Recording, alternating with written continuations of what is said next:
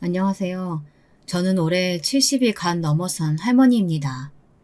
제 나이 또래의 여성분들은 할머니라는 말을 싫어한다고 요즘은 여사님이라는 말이 유행이라고 하죠.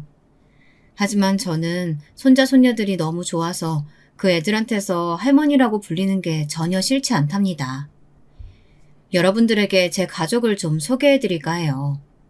저는 몇 년 전에 남편을 먼저 하늘나라로 보냈고 슬하에 아들 둘에 막내딸 하나를 키워 다들 시집장가 잘 가서 일가를 이루고 잘 살고 있답니다. 손자도 첫째는 아들 둘, 둘째는 아들 하나 딸 하나, 그리고 막내딸은 외손주로 딸 하나를 낳아서 잘들 키우고 살고 있습니다. 제가 남편이 죽고 나서 혼자 살다 보니까 밤에 잠을 못 잘 때가 많거든요. 그래서 라디오를 틀어두고 자는 일이 많았는데 우리 큰손자가 라디오보다 재미있는 유튜브 채널이 있다고 해서 유튜브라는 것을 다운받아 봤답니다. 그러다가 옛날에 듣던 라디오 극장 같은 이 사연에 빠지다 채널을 알게 되어서 매일 밤마다 즐겁게 듣다 스르르 잠에 빠지곤 한답니다. 제가 이 채널을 좋아하는 이유는 각양각색의 사연들이 많아서이기도 한데요. 매일 다양한 사람들의 살아가는 이야기를 듣다 보니 저에게도 얼마 전에 그런 막장 드라마 같은 일이 일어났던 게 생각나서 이렇게 사연을 보내게 되었습니다. 70대 할머니 이야기라도 재미있을지 모르니까 끝까지 잘 들어주시길 바랍니다. 저는 가난한 시골 농부의 둘째 딸로 태어났습니다. 저의 부모님은 일제강점기 때부터 소작농으로 착취만 당하고 살아오셨어요. 그러다 해방이 돼서 일본인 부자들이 다들 본국으로 도망간 후 조그마한 땅을 가지게 되셨고 그 땅에서 농사를 짓고 사셨습니다. 그렇게 돈을 벌어 땅을 사고 또 사고 그렇게 하다 보니 어느새 땅 부자가 되어 있었다는 겁니다. 그러다 한참 대한민국이 개발될 때 제 부모님 땅의 일부가 고속도로가 뚫리게 돼서 그 보상금을 받아 전라도 나주 아시죠? 그 나주에서 알아주는 부자가 되셨다고 합니다. 그래서 저는 고등학교도 나오고 나름 그 동네에서 부잣집 딸로서 청소년기를 보내게 되었어요. 제가 어릴 때는 동네에 여고 나온 친구들이 3분의 1도 안 되었거든요.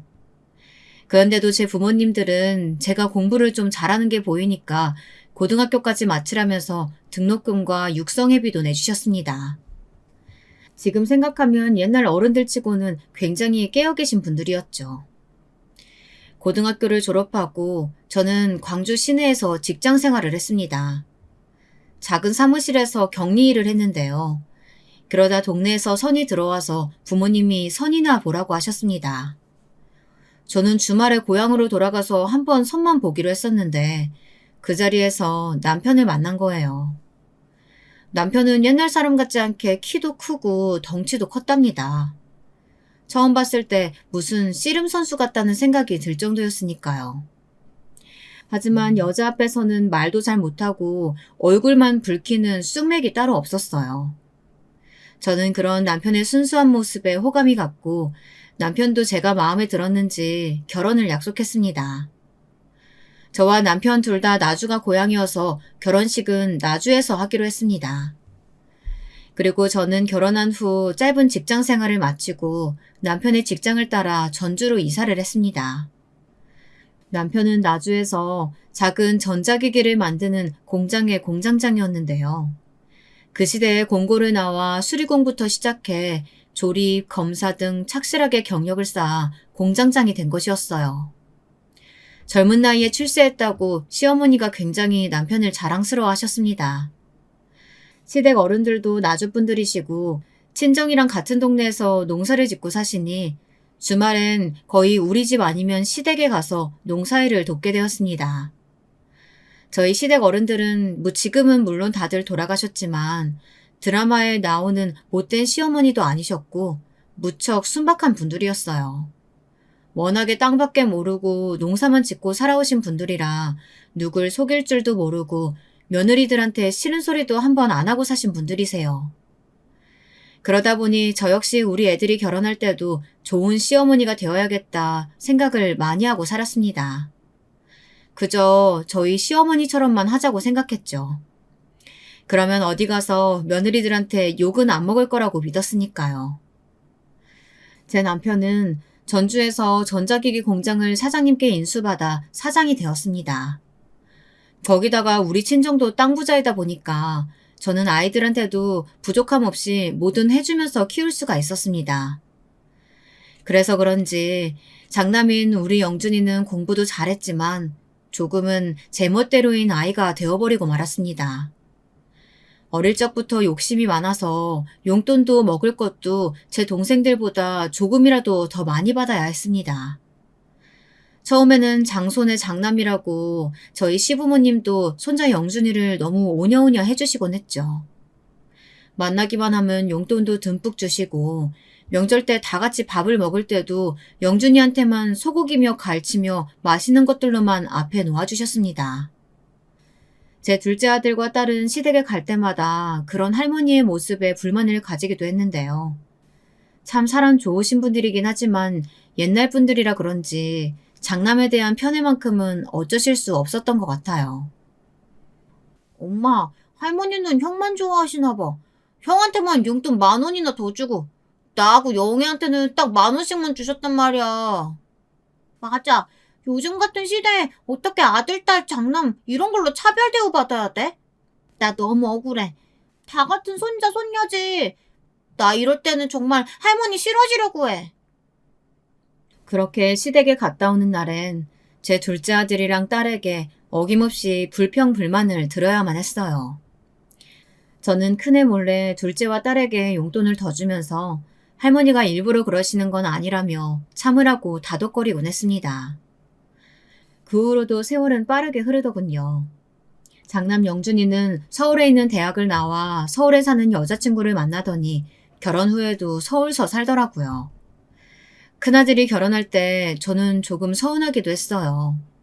하지만 제가 좀 마음에 안 들더라도 아들이 사랑하는 사람을 반대하는 것만은 하고 싶지 않았기에 그냥 시원하게 보내줬습니다. 사실 제 큰며느리는 처음 만났을 때부터 저와는 마음이 맞지 않았습니다. 첫인상은 참 예쁘고 얌전하게 보였는데 처음부터 너무 거리낌 없이 저한테 엄마 엄마 하면서 반말을 하더라고요. 저는 좋게 생각해서 나한테 거리감 느끼지 않으려고 애가 저러는가 보다 생각을 하기로 했습니다. 그런데 결혼해서 사돈에게 하는 걸 보니 그냥 말투 자체가 제 부모님에게도 반말을 하더라고요.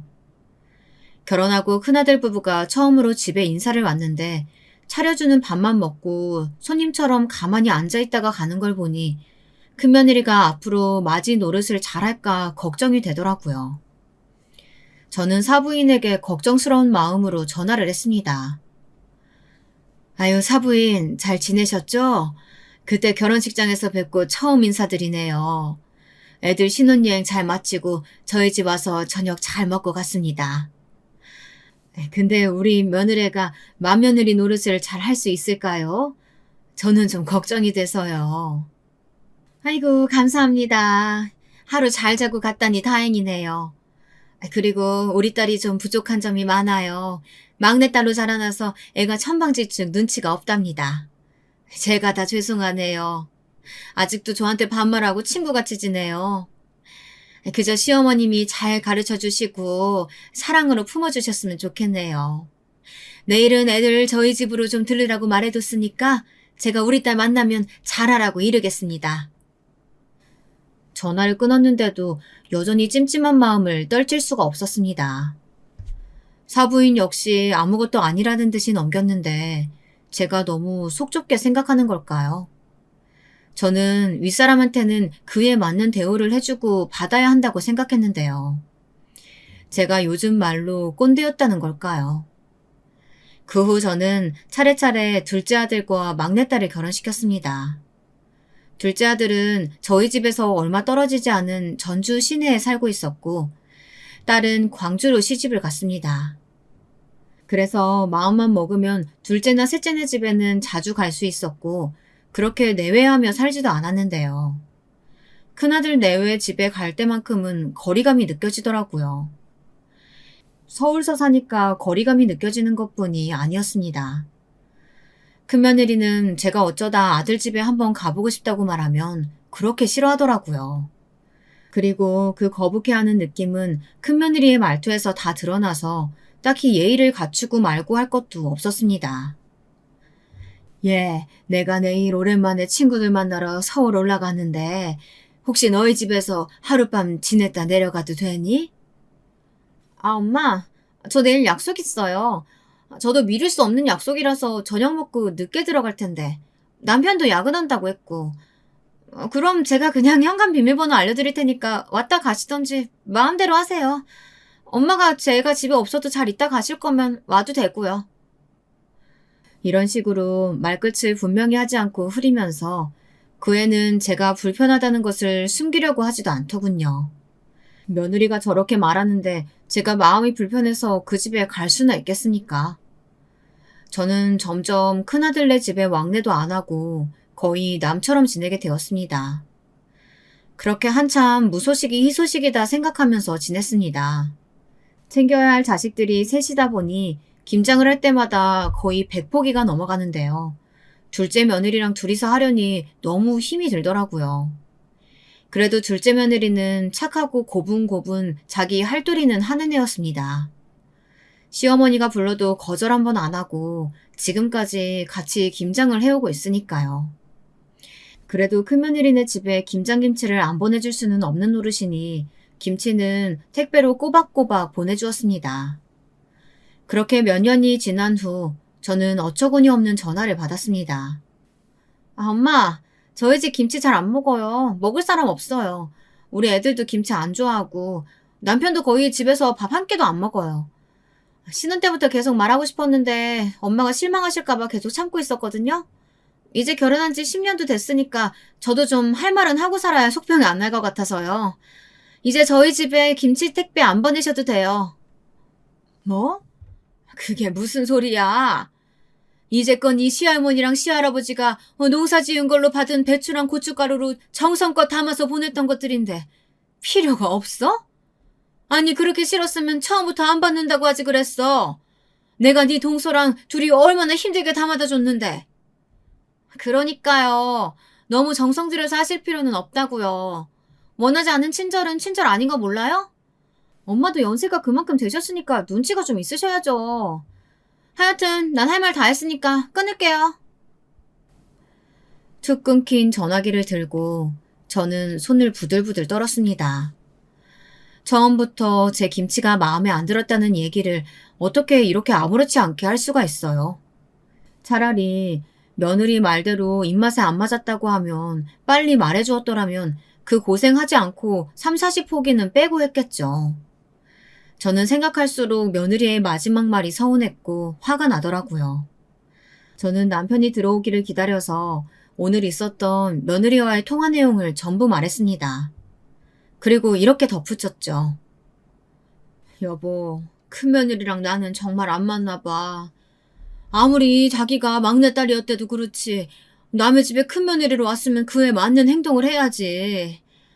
아휴, 생각할수록 화가 나네 정말. 당신은 어떻게 생각해요? 내가 나쁜 시어머니야? 잘해줘도 저 난리니 이제부터 뭐 해주고 싶지도 않아. 어떻게 며느리 성격을 하루아침에 고쳐. 당신이 좀 참고 두고 보자고. 그래도 나이 더 먹으면 철 좀 들겠지. 그냥 해달라고 하는 것만 해줘. 괜히 다른 친절 베풀지 말고.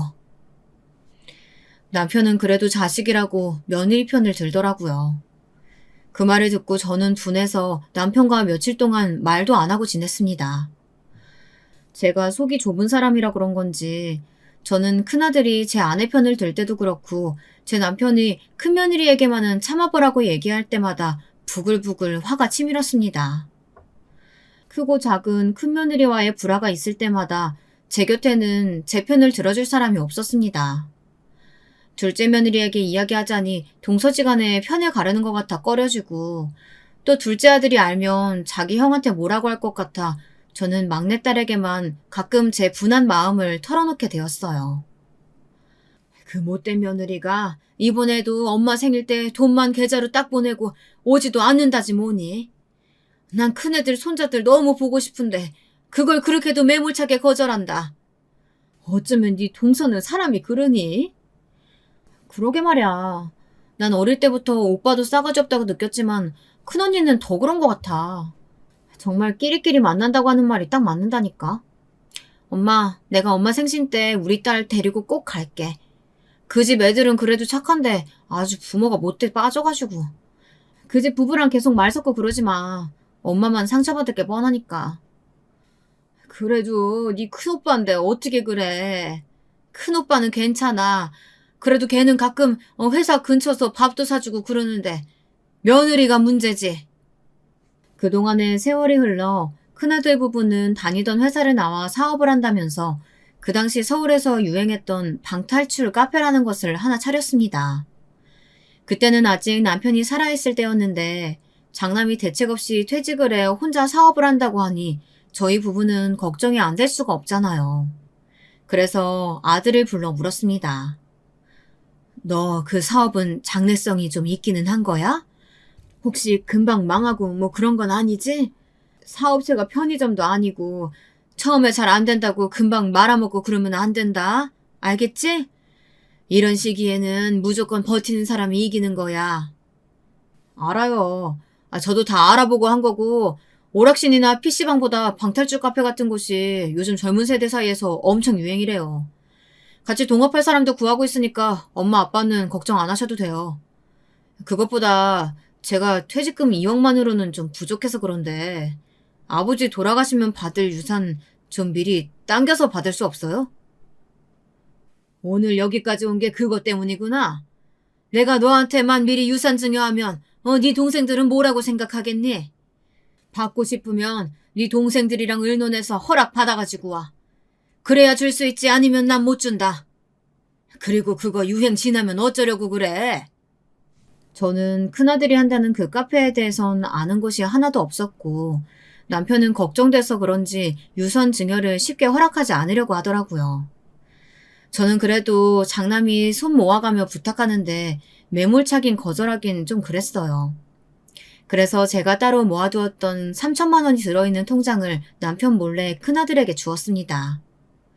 큰아들은 저에게 우물쭈물 고맙다고 말하고는 그 돈을 넙죽 받아가지고는 뒤도 안 돌아보고 서울로 달아나듯 가버리더군요. 저는 그런 큰아들의 뒷모습을 보면서 돈을 주고도 왠지 찜찜했습니다. 그래도 부모 마음이란 게 어디 그렇습니까? 그저 자나깨나 자식들이 잘 되기만을 바라고 있는 마음 아니겠어요? 그 카페라는 사업을 벌이고 나서부터 안 그래도 거의 시댁에 오지 않았던 큰아들과 며느리는 발길이 아예 더 뜸해졌습니다. 그 와중에 둘째 아들이 아버지의 뒤를 잇겠다고 하면서 다니던 직장을 그만두고 제 남편이 운영하던 전자기기 공장에 새로 들어와 일을 배우고 있었거든요. 장남보다 더 든든한 아들 노릇하는 둘째 아들에게 저는 더 마음이 가는 것을 어떻게 막을 수는 없었어요. 그런데다 둘째 며느리가 성격도 더 묻어나고요. 저는 그 애들을 만날 때마다 이 애들이 오히려 장남 부부였다면 얼마나 좋았을까 하고 아쉬워하곤 했답니다. 다행히 큰아들의 방탈출 카페는 유행에 따라서인지 장사가 잘 된다고 하더라고요. 하지만 특히 주말에는 돈을 더 많이 벌어들이니까 큰아들은 일주일에 한 번 쉬는 날조차 제대로 없었습니다. 그런 날들이 몇 년이 지나가고 나서 보니 큰아들은 눈에 띄게 눈밑이 검게 변해서는 건강이 안 좋아지는 것 같았습니다. 하지만 반대로 큰며느리는 피부과에 다니면서 주름 시술하고 성형까지 하면서 오히려 예전보다 더 젊어지고 예쁘게 변하는 것이 느껴지더라고요. 우리 아들이 번 돈으로 그 애가 병원비며 백화점, 피부 시술, 스파 이런 것들에 다 퍼주면서 사는 것 같았어요. 저는 큰며느리의 그런 뻔뻔한 모습에 치가 떨렸습니다. 남편이 밖에서 고생을 하면 집에서 애들 잘 키우고 집안일이라도 잘하면 좋으련만 그 애는 그런 기본적인 것도 관심이 없었으니까요. 가정주부인 큰며느리가 직장 다니는 둘째 며느리보다 더 바쁘다면서 일주일에 2번 파출부를 부른다니 제 생각엔 이해가 안 되는 일이었습니다. 신혼 때부터 그다지 마음에 차지 않았던 큰며느리는 세월이 지날수록 저와는 맞지 않고 점점 더 큰아들 부부에게 정이 떨어졌습니다. 그 와중에 공장에서 열심히 일하던 제 남편에게 사달이 생겼어요. 그 청천벽력 같은 일은 어느 날 점심때쯤 둘째 아들에게 전화가 와서 시작되었습니다. 어머니, 저 영민이에요. 큰일 났어요. 아버지 방금 쓰러지셨어요. 구급차로 전북대 병원 가 있을 테니까 어서 병원으로 와주세요. 저는 멍하니 아들의 전화를 듣기만 하고 있었습니다. 도무지 현실감이 없었어요.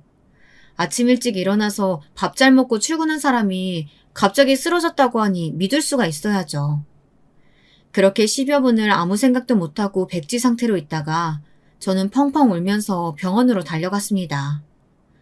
응급실에서 제 남편은 링거와 호스 등을 달고 힘없이 누워있더군요.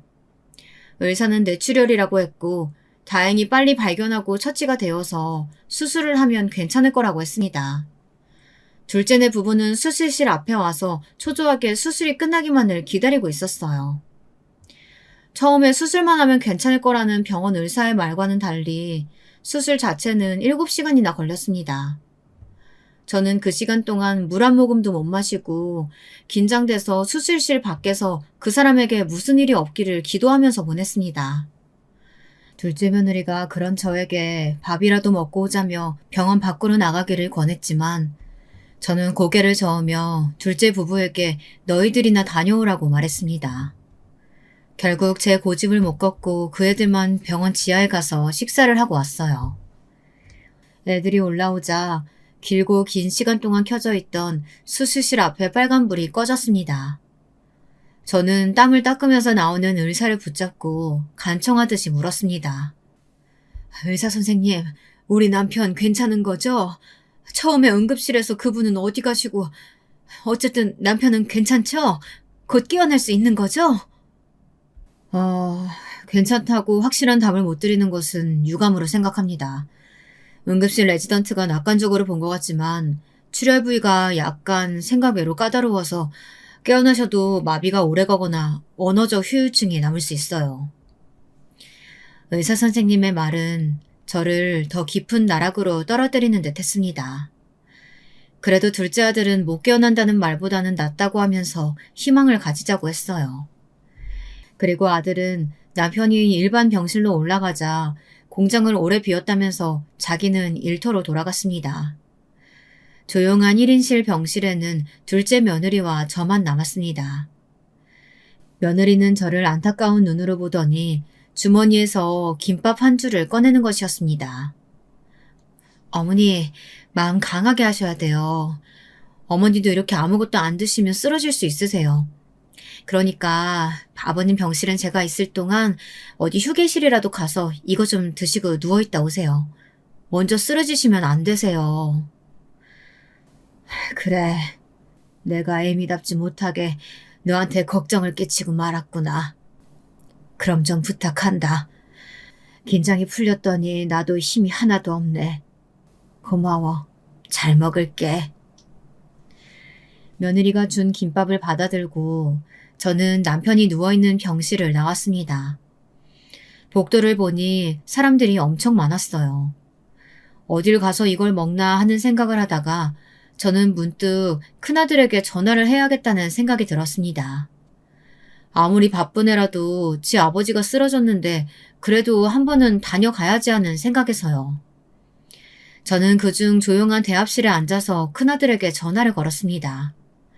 원래 밤에도 바빠서 전화를 잘 안 받던 아이여서 끈질기게 걸고 또 걸었어요. 5번이나 새로 걸고 나서 큰아들은 겨우 전화를 받더군요. 어머니, 무슨 일이세요? 저 지금 바빠서 전화 길게는 못해요.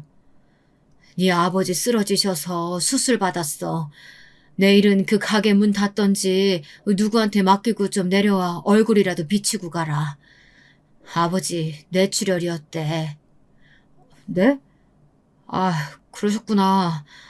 근데 어떡하죠? 내일도 여기 맡길 사람은 없는데. 영민이가 잘 모실 거 아니에요? 저 나중에 아버지 퇴원하시면 집으로 갈게요. 아니면 와이프한테 전화해보세요. 너는 장남이 돼가지고 그게 무슨 소리야. 아버지가 까딱하면 돌아가실 뻔했다고. 너는 너만 잘 살면 그만이니? 부모가 그렇게 우스워? 잠만 하지 말고 내일 당장 내려왔다가 가. 저는 화가 잔뜩 난 채로 통화를 끊고 나서 자리에 앉아 엉엉 소리를 내며 울어버렸습니다. 먹으려고 펼쳐놓았던 김밥은 몇 개는 바닥에 떨어뜨리고 남은 것들은 눈물이 묻어 먹을 수도 없었고요. 저는 어쩔 수 없이 김밥을 휴지통에 버리고 눈물 자국을 씻으러 화장실에 갔다가 아무 일도 없는 척하며 병실로 돌아왔습니다. 남편의 침대 옆에서 얼굴을 묶고 자고 있는 둘째 며느리가 문 열리는 소리를 듣고 부스스 일어났습니다. 어머님, 밥 드셨어요? 근데 큰형님 내외분께는 연락 안 해도 괜찮을까요? 그래도 아버님이 쓰러지셨는데 알려야 하지 않을까요? 네 아주버님은 그 카페인지 뭔지가 바빠서 못 오고 네 형님한테는 통화도 하기 싫어서 그냥 뒀어. 괜찮다. 어차피 서울에서 멀다고 핑계대고 오지도 않을 건데 뭐. 그래도 안 알리시는 것보단 말하는 게 낫잖아요. 어머니 여기서 쉬고 계세요. 제가 통화 좀 하고 올게요. 저렇게 말하는 둘째 며느리가 오히려 손이 똥서 같다는 생각에 저는 피식 웃었습니다. 아무리 봐도 부부끼리 닮는다고 둘째가 순박하고 착하니까 제 아내도 그런 애를 데려왔겠죠. 살면 살수록 첫째랑 둘째는 바뀌어야 하는 게 맞는 것 같았습니다. 아들도 며느리도 말이에요. 둘째는 어두운 얼굴로 돌아와서 제게 이렇게 말하는 것이었어요. 형님이 내일 무슨 병원인가 예약했다고 못 오고 대신 돈은 수술비에 보태라고 100만 원 정도 보냈다고 하더라고요. 이따 한번 확인해 보세요. 그런데 정말 아주버님도 너무하시긴 하네요. 형님 병원은 솔직히 뭐 피부과나 무슨 성형수술일 텐데 그런 건 나중으로 미뤄도 되는 거 아닌가 싶네요. 참 사람들이. 아무리 생각해도 저 역시 둘째의 말이 이치에 맞고 분별 있는 것 같았습니다. 부모를 그렇게 무시하고 부모답게 생각하지도 않는 그것들한테 정말 서운한 마음과 복수하고픈 마음이 반반이었습니다. 이번 일로 저는 남편이 일어나면 큰아들네한테는 한 푼도 유산을 물려주지 말자고 말을 하고 싶어졌어요. 혹시 남편이 오랫동안 깨어나지 못하거나 일어나더라도 정상적인 사고를 하지 못할 가능성도 있는 문제이기에 저는 정신을 바짝 차리고 남편의 재산이 어느 정도인지 한번 셈을 해보기로 했습니다. 일단 전주의 집과 공장이 그 사람 소유고 통장에는 10억 정도가 있었습니다. 현금이나 주식 같은 팔면 돈이 될 만한 것들을 합쳐서 산출해보니 남편의 총 재산은 16억 정도였습니다. 저는 남편이 가지고 있는 서재 내 금고 안에서 유언장을 꺼냈어요. 그것을 가지고 변호사를 찾아가 남편의 현재 상태를 말하고 현 시간부터 유언장 내용을 변경하고 공증하고 싶다고 말했습니다. 변호사는 본인이 아니면 좀 곤란하다고 말했지만 저는 변호사에게 강하게 제 의견을 말해주었어요. 큰아들 내외가 남편이 정신이 올바르지 않은 틈을 타서 전 재산을 빼앗갈 수도 있다고 말하면서 그렇게 되면 나는 길거리에 나앉으니 빨리 바꿔달라고 했습니다. 변호사는 여러 시간의 상담을 거친 후 드디어 제 소원을 들어주었습니다. 그렇게 유언장의 내용을 바꾸고 나서 저는 큰아들 내외에게 전화를 걸었어요. 다음 날은 일요일이라 큰며느리는 전화를 받더라고요. 병원 시술을 하고 왔다면서 말을 오래 못한다고 미리 연막을 치는 큰며느리에게 저는 바로 본론을 이야기했습니다. 네 시아버지 상태가 좋지 않아서 내가 혹시 아버지 돌아가시고 나면 혼자 지내야 될 것 같구나. 그런데 영준이가 장남이잖니. 나는 혼자가 되면 도저히 전주에서 못 살 것 같아. 만약 아버지 돌아가시면 너희들이 서울집으로 나를 모셔주겠다는 계약서 쓰고 내 재산을 전부 물려줄게. 그러면 영준이가 하는 사업에도 훨씬 도움될 테고 이미 너희 애들도 고등학생이고 손도 안 가니까 며느리 너는 가만히 앉아서 큰돈 버는 거나 마찬가지 아니야? 내일까지 너희 둘이 의논해서 답을 줘라. 그럼 다음 주에 올라가마. 어머, 아버님 건강이 생각보다 심각하신가 봐요. 알겠어요. 애아빠 들어오면 의논해서 내일 다시 연락드릴게요. 걱정하는 척하는 큰며느리의 목소리에는 감출 수 없는 탐욕스러운 마음이 담겨 있는 것 같았습니다. 저는 장남 집에 갔다가는 얼마 되지 않아 알거지로 쫓겨나겠다는 느낌이 강하게 들었습니다. 저는 변호사에게 미리 받아온 가짜 계약서를 꼼꼼하게 읽어보았습니다. 그 내용은 대략 제가 서울의 큰아들네 집에서 죽을 때까지 지내는 동안 며느리가 정성을 다해 나를 모시고 나면 그 애들에게 재산의 3분의 2가 간다는 내용이었습니다. 나머지 부분은 둘째와 셋째에게 똑같이 나누어 주기로 했죠. 공장만 둘째가 물려받고요. 저는 그 애들이 얼마나 있다가 본색을 드러낼까 생각하니 등골이 오싹하면서도 얼른 애들의 속마음을 알고 싶다는 생각도 동시에 들었습니다. 제발 그 애들이 제가 생각하는 것만큼 막장 패륜하는 아니기를 빌고 또 빌었습니다. 병원에 돌아가니 아직도 둘째 며느리는 성실하게 자리를 지키고 있더라고요. 저는 며느리를 집으로 돌려보낸 다음 집에서 미리 가져온 담요를 덮고 남편의 곁 간이 침대에서 잠을 청했습니다. 남편의 느린 숨소리는 하루 종일 긴장의 연속이었던 저에게 자장가처럼 들렸어요. 저는 오랜만에 라디오를 틀지 않아도 꿀잠을 잘 수 있었습니다. 다음날 저는 둘째 며느리에게 오늘은 쉬라고 말한 뒤 딸을 불렀습니다. 딸은 걱정스러운 얼굴로 남편의 병실에 와서 링거를 주렁주렁 단 남편의 얼굴을 보자 눈물부터 흘렸습니다. 저는 딸에게 남편을 잘 부탁한다 말한 후 병원 밖에서 큰며느리에게 전화를 걸었습니다. 어때? 어제 말한 건 애비랑 의논해 봤니? 내가 오늘 변호사 만나서 너희 아버지 유언장이랑 효도 계약서 가지고 출발하려고 하거든. 그러니까 서울 터미널로 나 좀 데리고 나와줘라. 네, 영준 씨가 그런 일이라면 어머니 얼마든지 모시자고 이야기하더라고요. 몇 시쯤 버스로 도착하실 것 같으세요? 제가 차 가지고 갈게요. 지금 출발하면 내가 오후 3시쯤 도착할 것 같으니까 시간 맞춰서 나와 있으면 내가 전화하마. 알겠지? 네, 알겠어요. 조심히 오셔요, 엄마. 아버지가 쓰러지셔서 아직도 정신을 못 차리는 와중인데 큰며느리는 시아버지의 안부도 묻지 않고 자기 할 말만 하는 것이 썩 마음에 들지 않았습니다. 어차피 그 애들이랑 아예 연을 끊기로 생각하고 만나러 가는 것이니 차라리 속이 시원했습니다. 이번 일로 장남 부부의 민낯을 알게 되면 국물 하나도 그 애들 위에 남겨주지 않으리라 결심했어요. 저는 전주터미널에서 가장 빨리 서울로 가는 버스를 탔습니다. 서울터미널에 도착하니 사람들은 많은데 며느리의 전화는 아직 없었어요. 저는 가슴이 두근거리면서 며느리가 꼭 저를 데리러 오기를 바랬지만 제가 아무리 전화를 하고 문자를 보내도 며느리에게서는 답이 없었습니다. 3시에 터미널에 도착해서 저녁 6시가 되도록 결국 큰며느리는 오지 않았습니다. 이런 결과를 머릿속으로는 예상하고 있었지만 막상 당하고 보니 슬프고 화가 나서 견딜 수가 없었어요. 처음부터 내 말을 믿지 않은 것은 물론이고 며느리도 꼭 나올 것처럼 속이고 서울 지리도 잘 모르는 나를 엿먹이려고 이 시간까지 아무런 답도 없는 게 틀림없었습니다.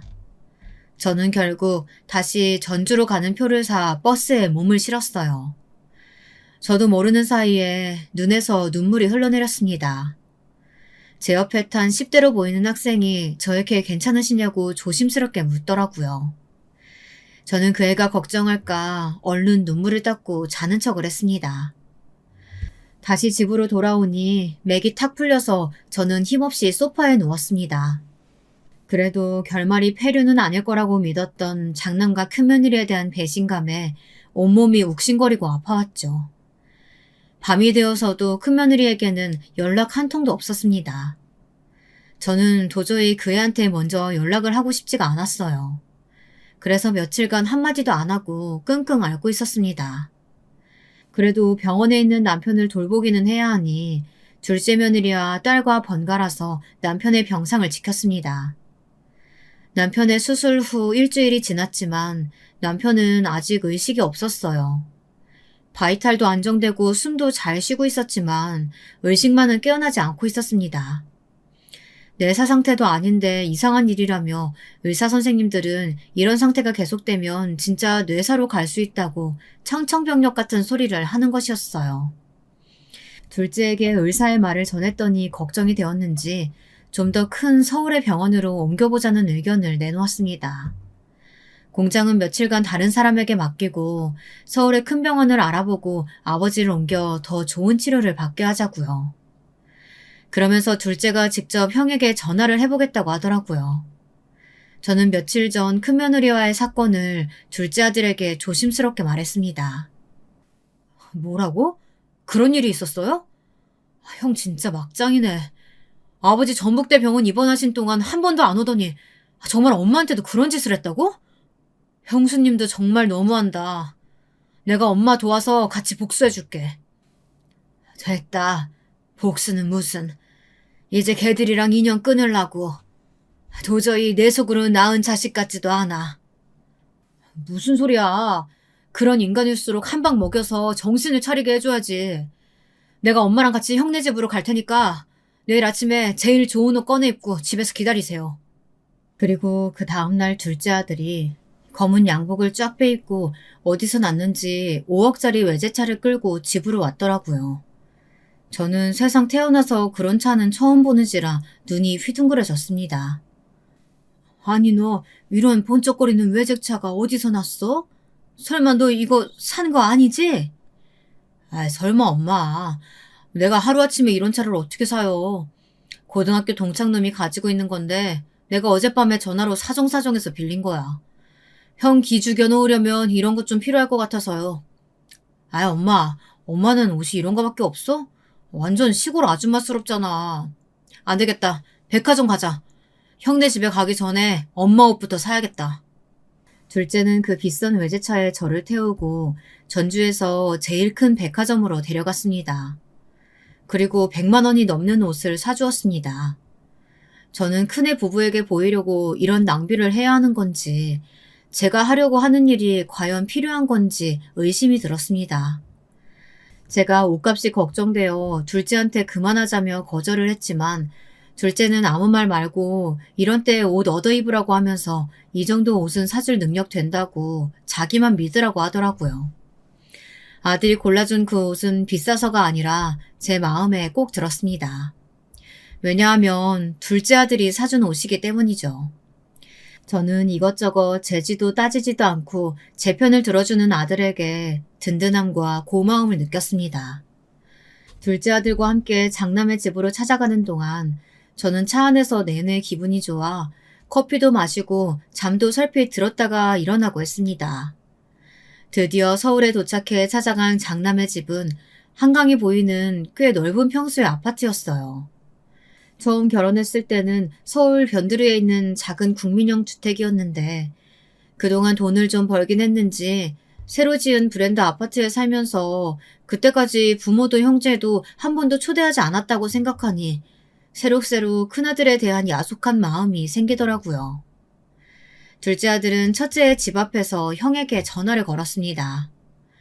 제가 전화했을 때와는 달리 제 동생의 전화는 그래도 빨리 받더라고요.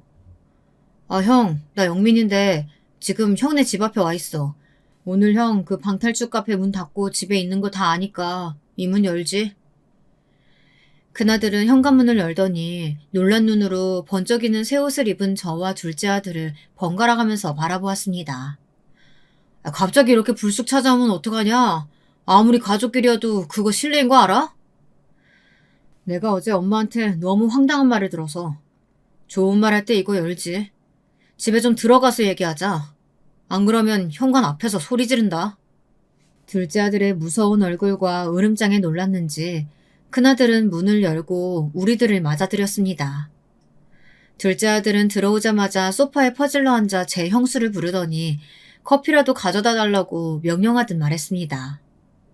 큰며느리는 안방에 있다 깜짝 놀라 밖으로 나와서 표독스러운 표정을 지으면서 소리쳤어요. 아니, 이렇게 불쑥 찾아와서 커피를 달라고요? 시동생은 예절도 없어요? 어머니도 그렇고요. 형하고 형수한테 이렇게 불손하게 대하는데 왜 안 말리시는 거예요? 똥 묻은 것이 겨 묻은 거 나무란다더니 딱 그 짝이었습니다. 저는 화가 나서 벌떡 일어나 큰며느리한테 손을 휘두르며 소리쳤습니다. 예, 네가 그런 말 할 처지라도 되는 줄 아니?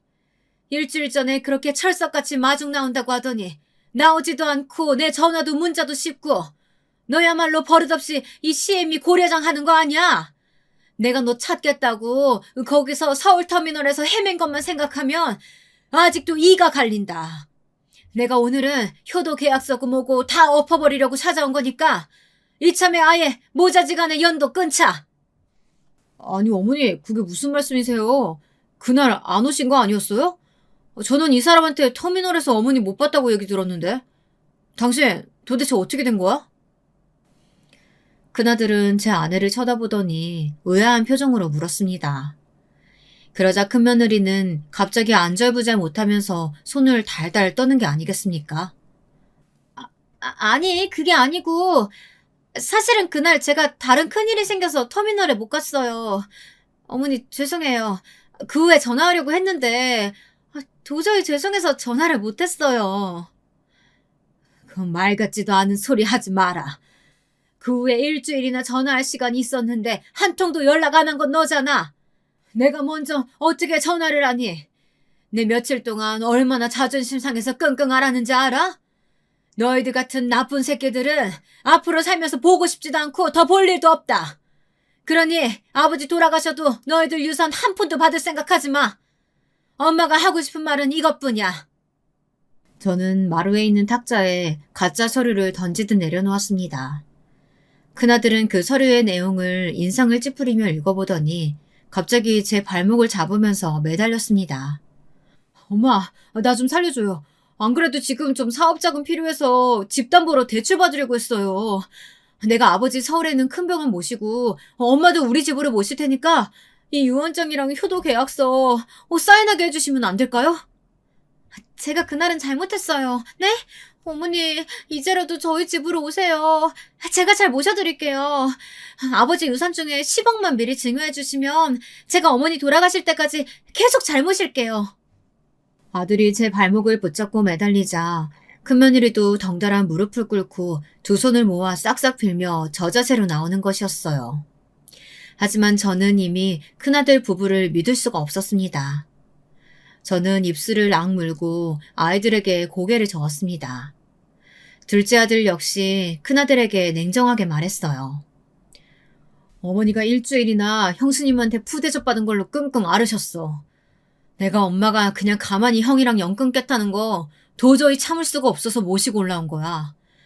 이제부터 내가 아버지 병원도 서울로 옮기고 어머니도 내가 모실 거야. 그러니까 형은 사는 동안 엄마한테 연락하지 말고 돌아가셨을 때나 오던가 해. 아니 네가 뭐라고 형한테 가르치려는 말투로 굿단 소리래. 나 네 형이야. 니네 집이 어머니 집하고 가까우니까 네가 전주에서 부모님 모시는 거야 당연하지. 꼭 장남만 부모 모시라는 법 있냐? 그래 형, 말 잘했네. 첫째만 부모님 모시라는 법도 없지. 그러니까 장남이라고 유산 다 받으라는 법도 없는 거야. 유산 받고 싶었으면 애초에 처음부터 잘했어야 되는 거 아니야? 형 네가 처음부터 싸가지 없게 나왔으니까 엄마도 속이 상해서 이러시는 거잖아. 부모가 얼마나 열이 받았으면 먼저 연을 끊자고 나오겠냐? 나중에 큰 조카가 형네 부부 못 모시겠다고 하면 기분이 어떨지 형 너도 한번 생각을 해봐라. 둘째 아들의 그 말을 끝으로 저는 큰애 부부 눈앞에서 가짜 효도계약서를 찢었습니다. 이제는 더 이상 기회는 없을 거라는 제 나름대로의 의사표현이었습니다. 제 성격을 잘 아는 큰아들은 망연자실해서 마룻바닥에 주저앉았습니다. 하지만 큰며느리는 제 허리를 잡고 아직도 포기할 기색 없이 계속 변명을 중얼거리고 있었죠. 엄마, 저 한 번만 용서해주세요. 사실 저희들 다른 사업하려고 생각하고 있었거든요. 그 돈 꼭 필요한 상황이란 말이에요. 네? 제가 아무리 잘못했어도 지금부터 잘하면 되잖아요. 그 기회라도 주셔야죠. 엄마 너무 냉정하신 거 아니에요? 됐다. 이제 버스 떠났어. 그럴 생각이 있었으면 그날 버스 터미널에 나왔어야 했어. 네가 급했던 그 일이 뭐였는지 모르겠지만 부모와의 약속 어기고 잠적할 만큼 중요한 일이었는지 네가 스스로 생각해봐라.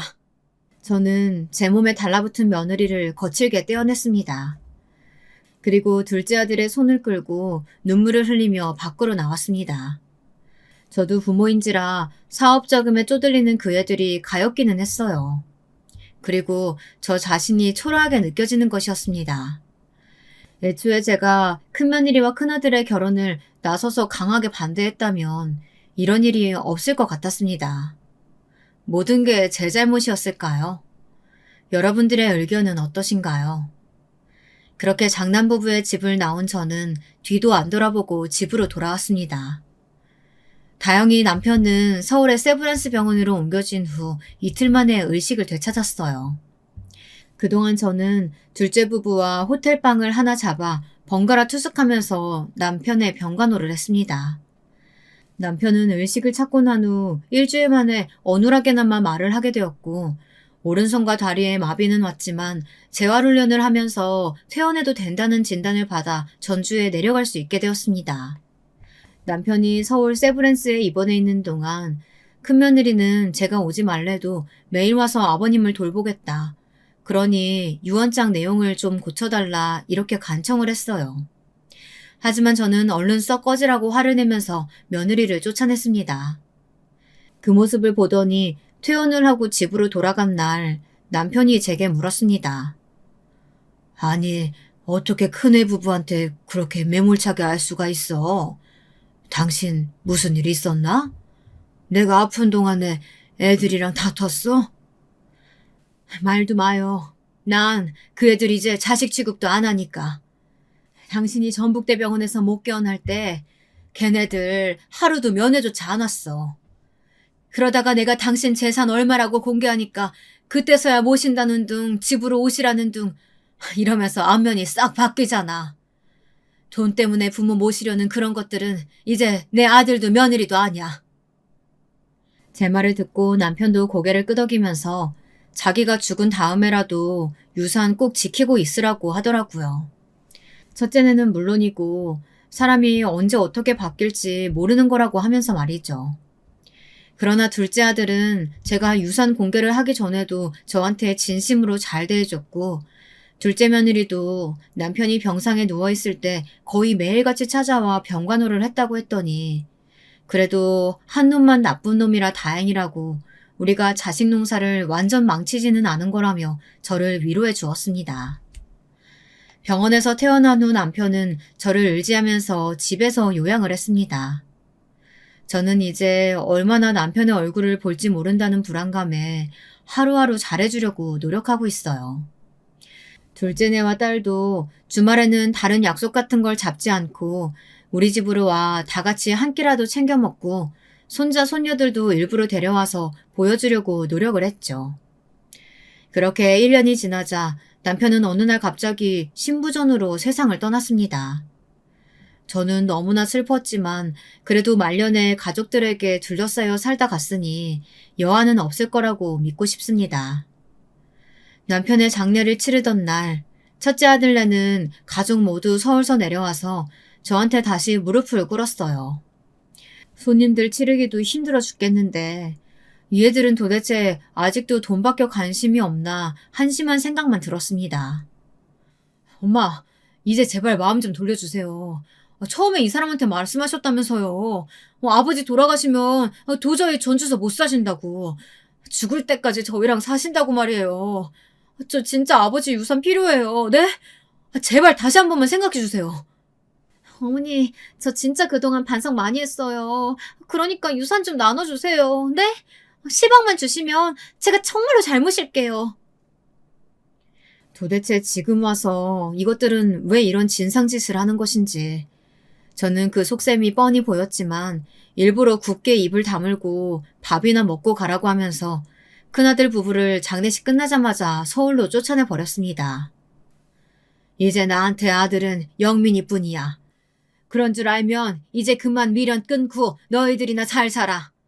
나 서울 가서 네 와이프랑 같이 살면 화병 나서 제명에 못 살 것 같으니까.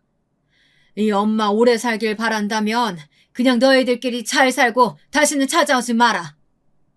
큰아들 부부는 이렇게까지 비는데도 용서해주질 않는다며 엄마 너무 독하다고 기어코 성을 내며 서울로 올라갔습니다. 이제 첫째네 손주들까지 못 본다고 생각하면 눈물이 나서 견딜 수 없었지만 그 애들도 이미 다 장성하고 나니 제 부모가 할머니에게 못된 짓 한 건 알았나 봅니다. 인연을 아예 끊지 않고 가끔 할머니 집이라고 찾아오더라고요. 그런 손주들에게는 아직도 고맙고 그 애들이 짠한 생각 들어 용돈도 주고 맛있는 것도 해주면서 살고 있습니다. 부모가 되어서 웬만하면 자식들을 용서해줘야 한다고 말하는 제 또래 청취자분들도 계실지 모르겠습니다. 하지만 제가 그날 서울 터미널에서 느꼈던 심정을 생각하면 저는 제가 독하다고 생각하지 않습니다. 큰아들 부부는 마지막 기회를 버렸고 저는 그때의 트라우마 때문에 다른 지역에 갈 일 있으면 고속버스를 이용하지 못하고 꼭 둘째 아들한테 부탁해 차를 타고 가야 하게 되었거든요. 오늘 제 이야기는 여기까지 하겠습니다. 여러분, 막장 드라마 같은 제 인생 이야기 어떻게 들으셨는지 궁금합니다. 제게 앞으로 소원이 있다면 둘째 아들, 딸네 식구들과 오래 왕래하면서 사이좋게 살아가는 것이고요. 그 배은망덕한 첫째 아들네는 자력으로 살아남을 테죠. 더 이상 신경 쓰고 싶지 않습니다. 저의 긴 글 읽어주신 여러분들 감사합니다. 더운 여름 건강히 보내시길 바라겠습니다.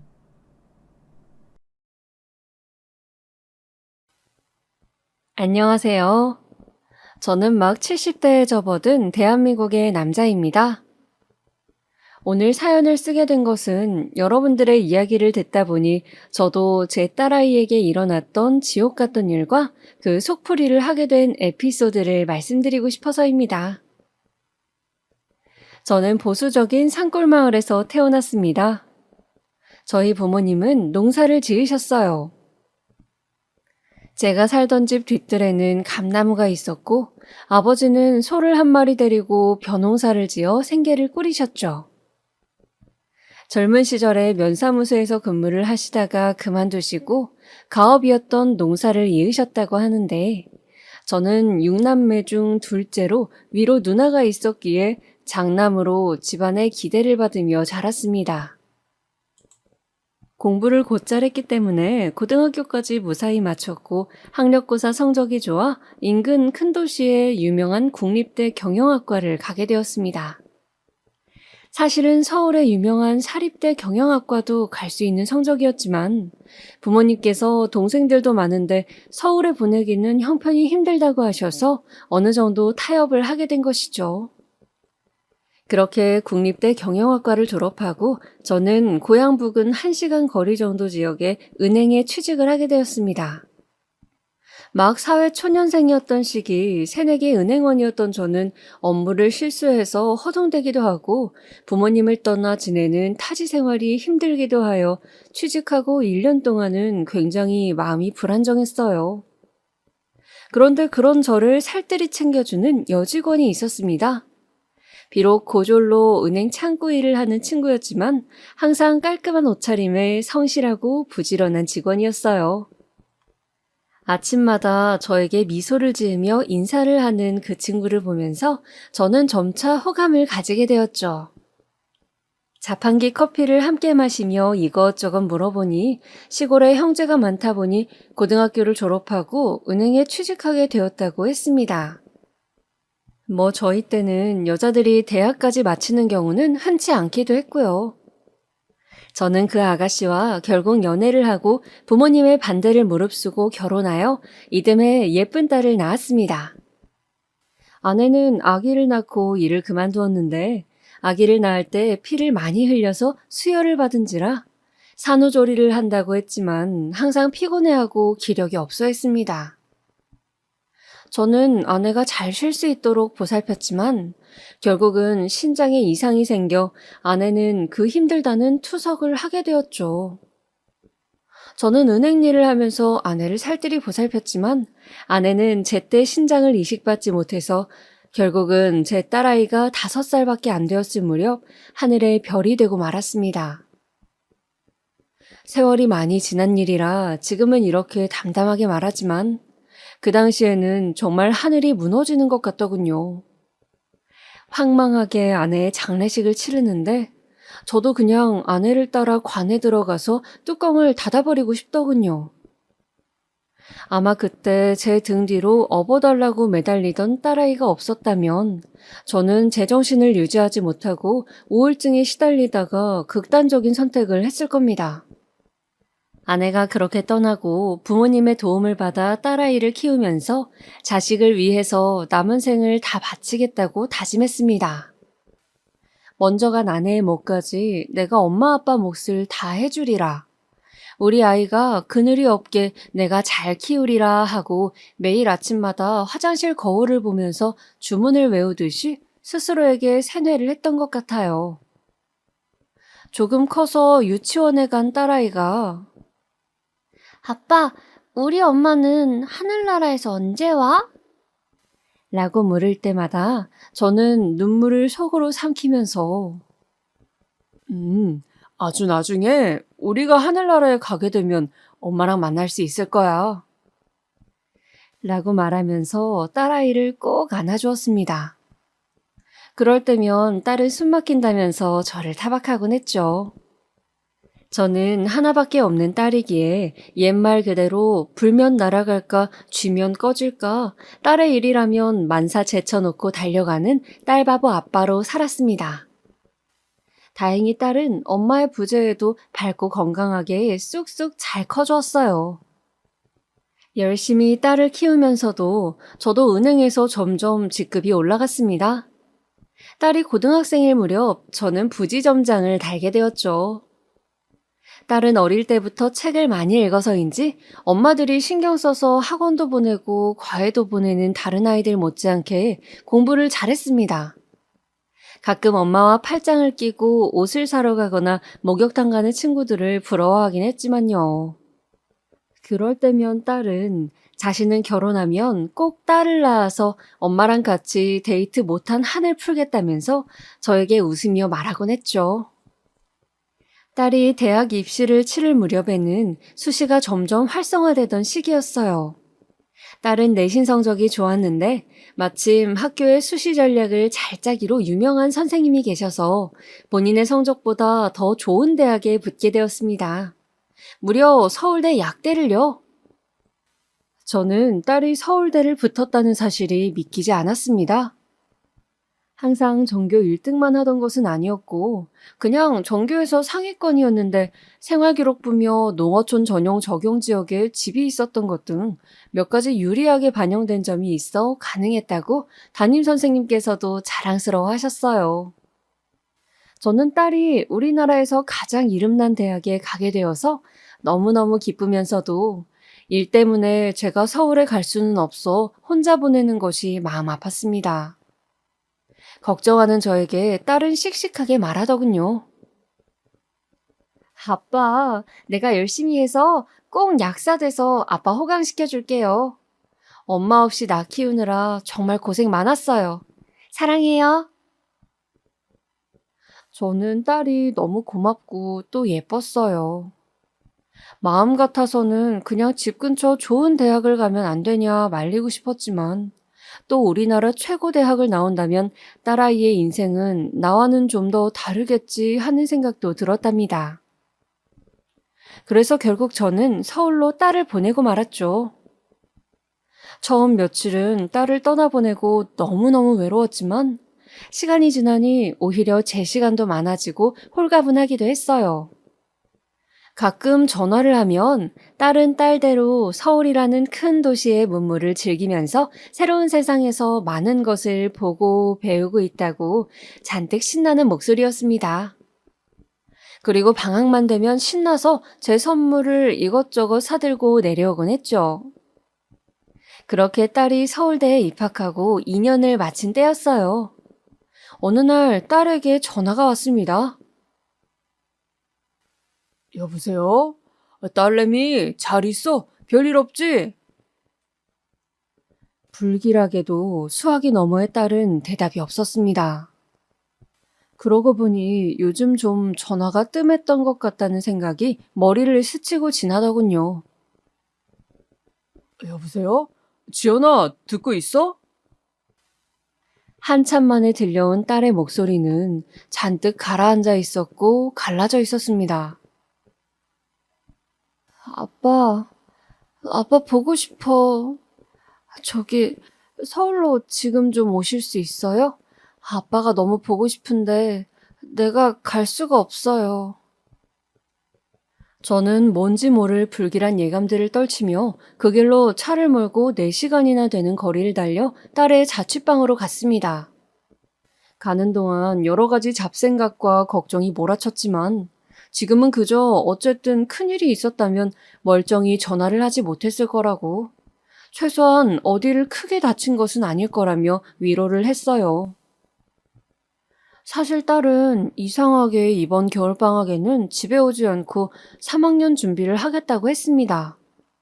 취업 준비도 미리 하려면 토익 학원도 다녀야 하고 이것저것 할 일이 많다고 하더라고요. 저는 그 말을 믿고 내심 섭섭했지만, 그래, 취직 준비를 요즘은 3학년부터 한다더라. 바쁜데 어쩌겠니? 그냥 다음에 아빠가 한번 서울 갈 일 있으면 들르마. 하고 얘기했었어요. 그리고 저도 지점일이 바빠서 올라가지 못하고 유야무야 했었죠. 띵동, 띵동. 간신히 딸이 살고 있는 원룸 건물로 들어서 딸의 집 초인종을 눌렀습니다. 딸은 학교 앞 신축 풀옵션 원룸에 살고 있었어요. 8평 정도 되는 집이었죠. 끼익! 무거운 소리를 내며 현관문이 열렸습니다. 그리고 열린 문틈 사이로 저에게 제일 처음 보인 것은 딸의 동그랗게 부풀어 오른 배였어요. 지연아, 딸, 너 몸이 왜 이러니? 어? 딸은 하루 종일 울어서 퉁퉁 부은 것이 분명한 얼굴로 저에게 애써 미소를 짓더군요. 아빠 잘 지냈어요? 내가 내려갔어야 하는데 미안해요. 들어오세요.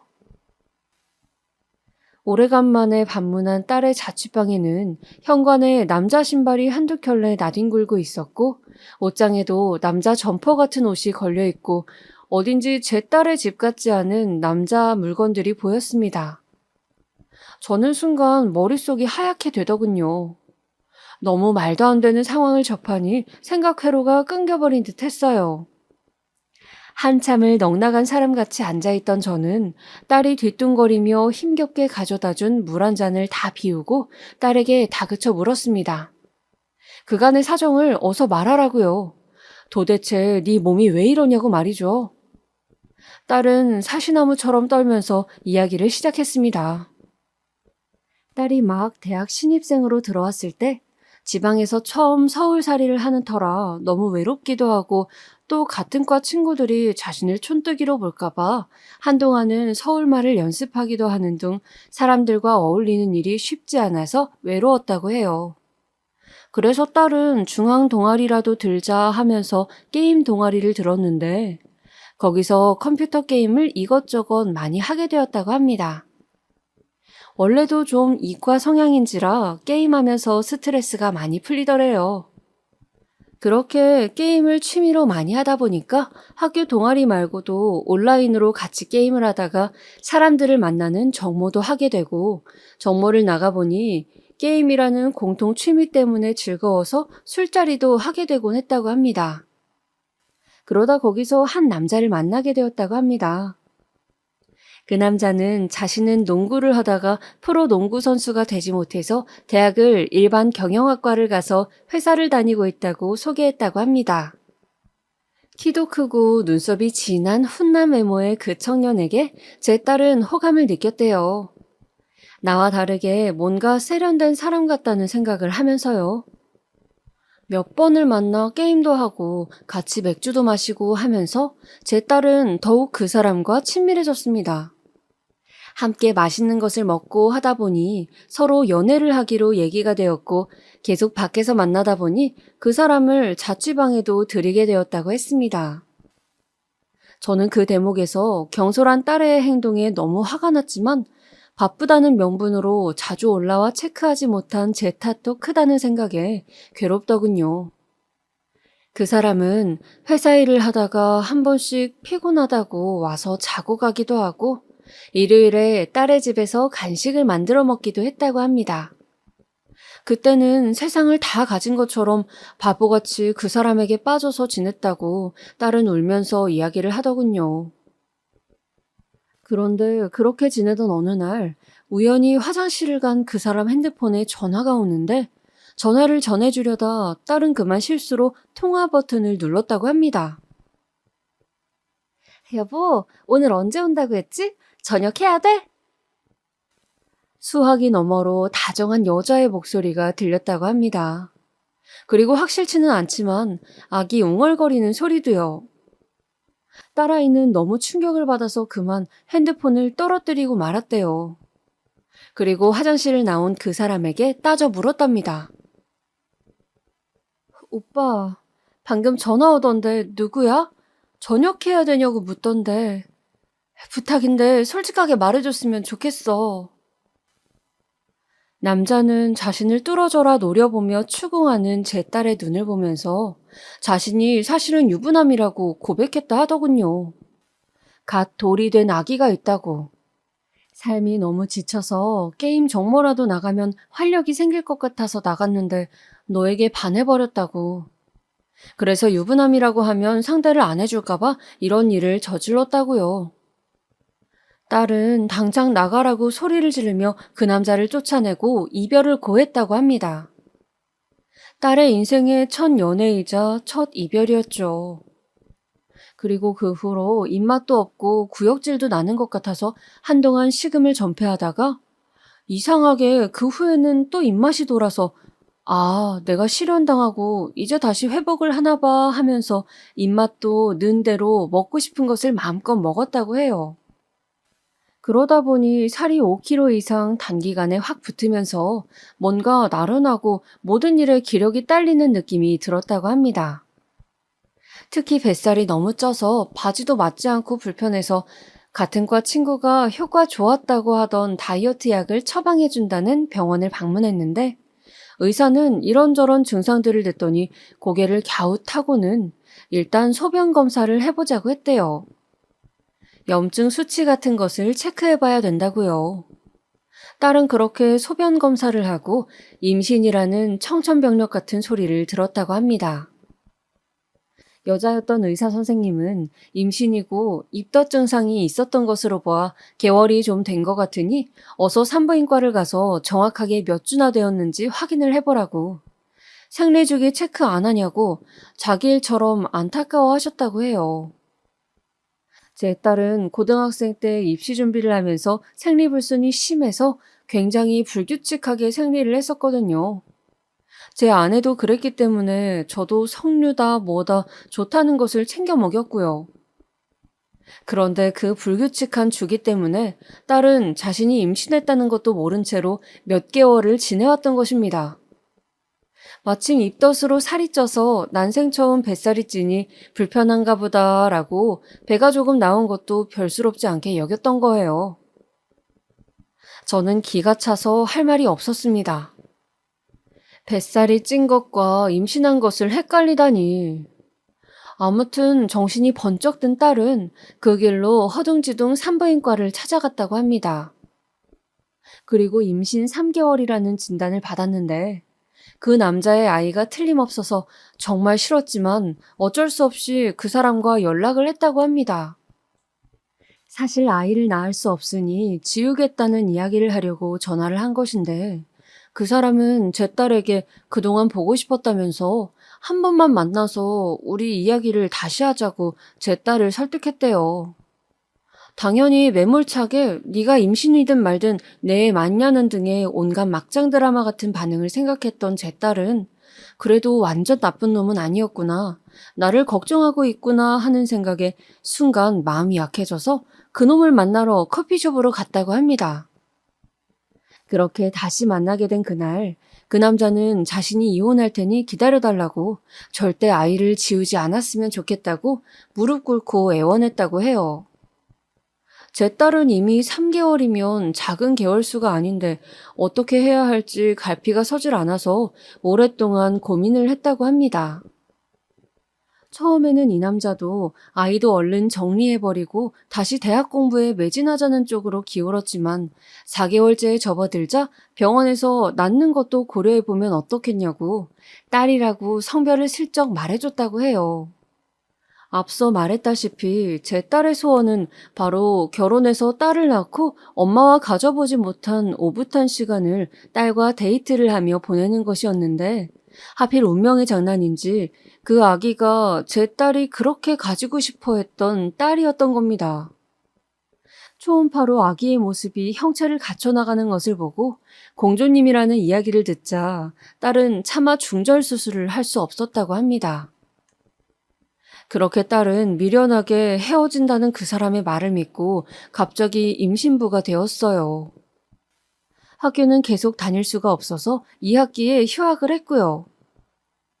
한동안 그 사람은 정말 이혼 서류를 가지고 와서 딸의 앞에서 작성을 하기도 하고 딸의 집에 며칠씩 머물면서 몸을 챙기기도 하고 맛있는 것들을 사주기도 했답니다. 그렇게 3달 넘게 딸의 곁에서 예비신랑 노릇을 하면서 우리 신혼집은 여기로 하자. 조만간 부모님께 인사드리자. 신혼여행은 멀리 못 가겠지만 그래도 어디라도 가자며 계속 딸을 홀렸더군요. 딸은 저에게 이제 그 사람을 인사시켜야 한다는 생각에 이혼은 언제 정리되냐고 재촉을 했습니다.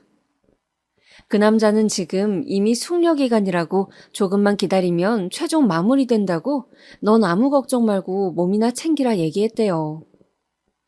그러던 어느 날이었습니다. 딸의 원룸 앞으로 웬 젊은 여자가 아기띠를 하고 찾아왔대요. 그 여자는 딸을 보고 대뜸 여기 우리 남편 있죠?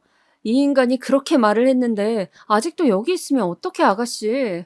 정신 차려요. 저 인간 완전 바람둥이에요. 바람핀 전적이 화려하다고요. 나는 재산 때문에 지금은 이혼을 못해요.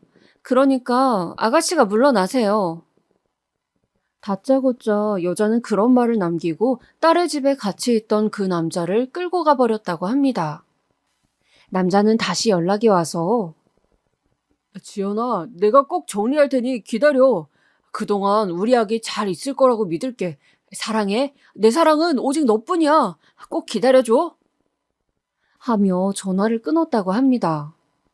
딸은 혼란스러웠지만 1달 정도를 더 기다려봤대요. 그런데 그 후로 남자는 연락이 되질 않아서 딸은 속은 것이 아닐까 미칠 지경이 되어서 사방으로 남자를 찾아다녔다 합니다. 남자가 다닌다고 말한 회사로 찾아가 보기도 하고 산다고 한 동네 집 앞에 가서 수소문해 보기도 하면서요.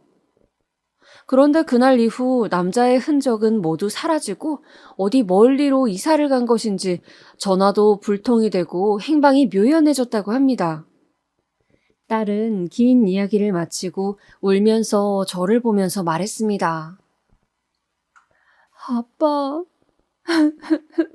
내가 아빠가 놀랄까봐 혼자 잘 수습해보려고 했는데 알고 보면 나쁜 사람 없다던 아빠 얘기를 내가 믿고 그 사람이 이혼할 거라고 생각한 게 너무 순진했나 봐. 차라리 임신 초기에 아빠한테 말했다면 좋았을 텐데. 난 진짜 헛똑똑이인 것 같아. 이제 6개월이나 됐는데 어떡하지? 저는 그 길로 딸을 산부인과로 데리고 갔습니다. 아기는 안 되었지만 내 딸의 인생을 망칠 수는 없었어요. 그래서 독하게 마음을 먹고 뱃속에서 자라고 있는 아이를 어떻게든 내 딸의 인생에서 지워야 한다고 생각했죠. 그렇게 산부인과를 가서 의사 선생님께 사정을 했는데 대부분 병원에서는 중절수술 자체가 불법이고 이미 6개월이라 위험하다는 이야기만 했습니다. 시기도 늦었을 뿐더러 잘못하면 산모나 아이나 좋지 않다는 말뿐이었어요. 저는 필사적으로 산부인과에 전화를 걸어 사정을 이야기하였지만 대부분은 안 된다며 끊어버리더군요. 그러다가 겨우 중절수술을 해준다는 병원을 찾았습니다. 그 병원은 제가 애걸복걸하면서 딸아이의 인생이 달렸다고 매달리자 자신도 불법행위이지만 같은 부모로서 그 마음 안다고 수술을 해보자고 어렵게 말씀해 주시더군요. 그렇게 딸은 중절수술 날짜를 간신히 잡고 병원으로 가게 되었죠. 저는 한시름 놓았다 싶었습니다. 이제 수술을 무사히 끝내고 딸 몸만 잘 추스르면 된다는 생각으로 딸에게 걱정 말고 한숨 푹 잔다 생각하라고, 아빠가 휴가 내서 몸조리 도와줄게 라고 딸의 손을 잡고 이야기했어요. 딸은 어딘지 모르게 어두운 표정으로 수술실로 들어갔고요. 저는 초조하게 수술실 밖에서 딸을 기다렸습니다.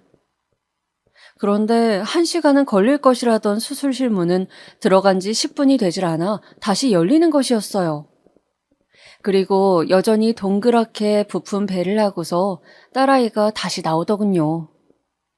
침대에 누운 채로 딸은 눈물을 흥건히 흘리고 있었습니다. 저는 얼른 달려가 딸의 손을 잡았습니다. 아빠, 나 이 아기 이렇게 하늘나라로 보낼 수 없어.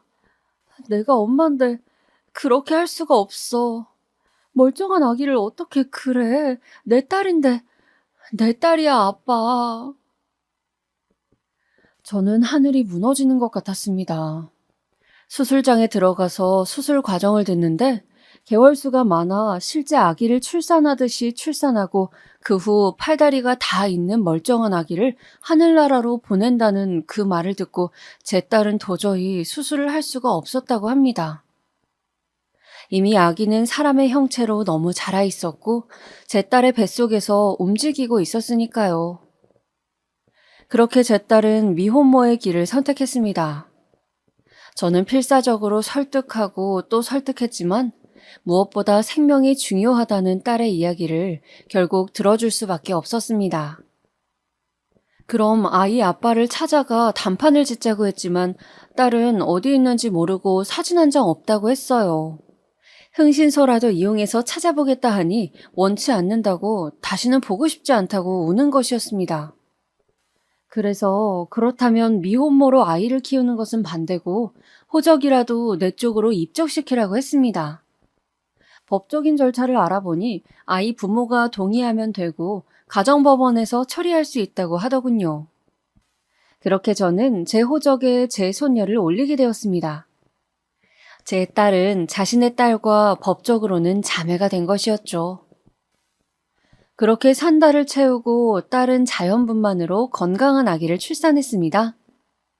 아기는 3.3kg로 무게도 적당하고 아주 눈이 똘망똘망한 예쁜 아기였습니다. 저는 아기를 낳는 것을 반대했지만 막상 눈앞에 손주를 보자 너무 예뻐서 정신을 못 차리겠더군요. 제가 부지점장으로 받는 월급이 꽤 되었기 때문에 1년 동안 딸은 학교를 휴학해둔 채로 산후조리를 하면서 아주머니도 쓰고 편하게 몸조리를 하게 했습니다. 이렇게 우리 가족은 새 식구가 되었죠. 딸은 가끔 병원에 예방접종을 가거나 검진을 가면 부부가 아기를 데리고 오는 사람들을 볼 때마다 눈가에 눈물이 고였습니다. 저 몰래 눈물을 닦다가 들킨 적도 있었죠. 자신도 한부모 가정에서 자랐는데 딸마저 그런 신세가 되었다며 딸은 마치 수도꼭지처럼 눈물을 흘렸습니다. 저 역시 그런 딸에게 뭐라고 해줄 말이 없었습니다. 왜 그랬냐고 저야말로 딸에게 화를 내고 싶은 기분이었죠. 왜 그렇게 경솔하게 어디서 굴러먹었는지 모르는 놈에게 마음을 덜컥 줘버렸냐고. 대책 없이 그놈을 왜 기다렸냐고. 자기 몸 건사를 왜 못했냐고 말이죠. 그러나 눈물을 달고 사는 딸아이에게 더 이상 상처를 줄 순 없었어요. 어차피 상황은 그런 말을 해서 서로 상처받지 않아도 충분히 힘들었습니다. 저는 손녀가 돌이 되고 난 후 단호하게 말했어요. 내가 아주머니 쓰면서 아기를 돌볼 테니 너는 대학에 복학하라고. 딸은 아직 아기가 돌밖에 안 되었는데 그게 말이 되냐고 했지만 저는 네가 대학을 졸업하고 얼른 직장을 잡아야 먹고 사는 문제가 해결되고 이 아기도 경제적인 문제가 해결된다고, 내가 언제까지 살아있을 것 같냐고 딸을 설득했습니다. 딸은 저의 설득에 독하게 마음을 먹고 서울로 가더군요. 그렇게 딸은 아기를 저에게 맡겨두고 주말마다 아기를 보러 오면서 힘들게 대학을 졸업했습니다. 저는 아기 봐주시는 아주머니와 또 근처에 살고 있던 누이 동생의 도움을 받아 겨우겨우 직장을 다니면서 아기를 키웠어요. 퇴근하고 돌아와 저녁 한 끼 편하게 먹을 새가 없었고, 밤중에 아기가 아파서 허둥지둥 응급실을 찾아가면서 예전 딸아이를 혼자 키우던 때 생각도 많이 나더군요. 혼자 애 키우는 게 내 팔짱가 하면서 씁쓸하게 웃기도 했습니다. 그래도 제 손녀는 너무 예뻤어요. 눈에 넣어도 안 아플 정도로요. 지쳐있는 저를 보면서 옹알이를 하고 고사리 같은 손으로 제 손가락을 꼭 쥘 때면 저는 웃을 수밖에 없었습니다. 마치 제 딸의 어린 시절을 보는 것 같았어요. 그렇게 시간이 흘러 딸은 무사히 서울대 약대를 졸업하고 서울 인근 대도시의 고용약사로 취직을 했습니다. 불행인지 다행인지 딸의 학벌과 직업이 좋아서 먹고 살 걱정은 하지 않게 되었고, 아기를 돌봐주는 분을 쓸 수 있는 형편도 되었지만 혼자서 애 돌보랴 일하랴 종종거리는 딸이 저는 내내 안쓰럽기만 하더군요. 저도 일신에 변화가 생겼어요. 은행에서 만년 부지점장으로 있을 순 없어 퇴사를 결정하고 작은 회사를 차리게 되었습니다. 카드사 콜센터 직원들을 대기업 본사에 보내주고 관리해주는 아웃소싱 업체였어요. 아무래도 서울 부근에서 차리는 것이 맞아 저도 서울 쪽으로 이주를 하였습니다. 모두 정직원이었던 제 젊은 시절과는 달리 IMF 이후로 기업들은 자회사나 도급사를 끼고 상담 업무를 하게 되었으니까요. 저는 고졸 이상의 학력을 가진 상담 업무를 하는 직원들을 교육시키고 관리하는 회사의 대표가 되었습니다. 그렇게 우리 세 가족은 안정을 찾아갔어요. 딸애는 일이 고되어도 집에 와서 손녀의 얼굴만 보면 행복해하며 웃었습니다. 사실 유치원을 졸업하고 학교에 가고 아이가 클수록 아빠의 부재를 어떻게 설명할지, 할아버지 딸로 호적에 들어가 있는 것은 어떻게 이야기를 할지 벌써부터 걱정이 되었습니다. 손녀와 딸아이가 그런 사실이 밝혀지는 과정에서 최소한의 상처로 끝났으면 하는 것이 제 바람이었죠. 제 회사는 직원이 늘어 더 확장을 했습니다. 저는 은행 재직 시절 알던 인맥들이 있어 일을 따내기가 쉬웠고, 콜센터 직원 고용 계약을 원하는 대기업들이 많았습니다. 저는 기존의 관리자로 일을 쳐내기에는 너무 일이 과도함을 느껴서 새로 관리직을 몇 명 채용하기로 했습니다. 채용을 위해 면접을 보게 되었는데 그중 인상 깊은 친구가 있더군요. 큰 키에 사람 좋아 보이는 훈훈한 인상이었습니다. 운동선수라고 해도 좋을 정도로 덩치가 좋았어요. 물어보니 고등학교 때까지 운동선수 경력이 있다고 하더군요. 지금은 평범하게 카드사에 입사해서 일한 지 오래되었고 두 아이의 아빠로서 책임감을 가지고 일하겠다는 포부를 밝혔습니다. 면접을 보면서 저도 손녀가 있다고 너무 이쁘다고 하자 그 젊은이는 자신도 딸과 아들이 있는데 너무 예쁘고 사랑스럽다고 벌써 손녀가 있으셔 좋으시겠다고 하더군요.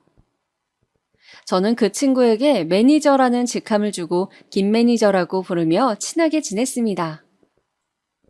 카드사 본사의 경력이 오래되어서인지 일도 깔끔하게 잘하고 은행 쪽 업무가 더 잔뼈가 굵었던 저보다 오히려 업무적으로 도움받을 일도 많이 있었어요. 김 매니저와 저는 한 번씩 술도 한잔 하는 정도로 친해졌습니다. 업무 이야기도 하고 서로 사는 고충을 이야기하며 저는 그렇게 정을 쌓아갔죠. 그는 아내 이야기를 하면서 자식들과 행복하다고 하면서도 자신이 사실 여자를 좋아한다고 고백하더군요. 놀라서 무슨 소리냐고 하자 그런 거 있잖아요. 왜 아내처럼 소중하고 그런 건 아닌데 한 번씩 연애의 짜릿함을 느껴보고 싶은 그런 욕망이 있다고 하더라고요. 실제로 몇 번 데이트도 하고 그랬다고요. 저는 순간 제 딸의 인생을 망친 그 유부남이 생각나서 화가 치밀어 올랐습니다.